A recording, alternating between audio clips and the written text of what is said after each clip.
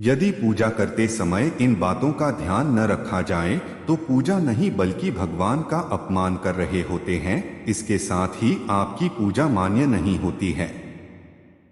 इसलिए देवी देवताओं की पूजा करते समय इन बातों को ध्यान में रखना आवश्यक होता है।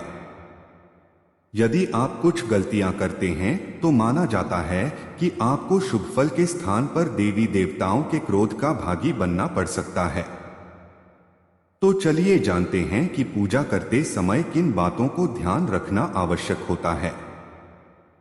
हिंदू सनातन धर्म में पंचदेव माने गए हैं। प्रतिदिन पूजा करते समय इन पंचदेवों का ध्यान अवश्य करना चाहिए, तभी आपको पूजा का पूर्ण फल प्राप्त होती है।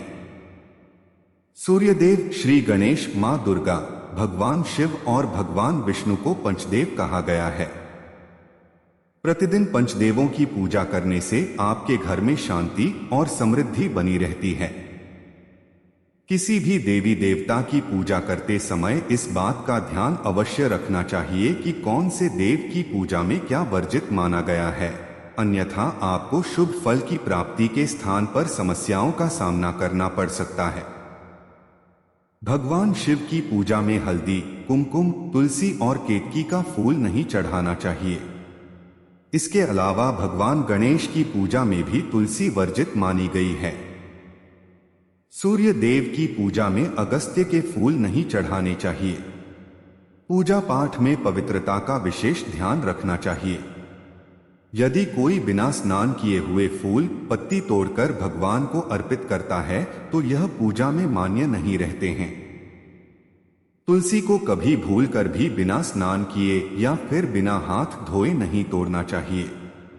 इस बात का पूरा ध्यान रखें कि जहां आपका पूजा स्थल है उसके ऊपर किसी भी प्रकार का भारी सामान या कबाड़ नहीं रखा होना चाहिए।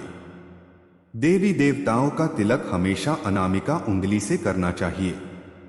यदि आपने शुद्ध घी का दीपक जलाया है तो उसे बाईं ओर रखें और तेल के दीपक को दाईं ओर रखें।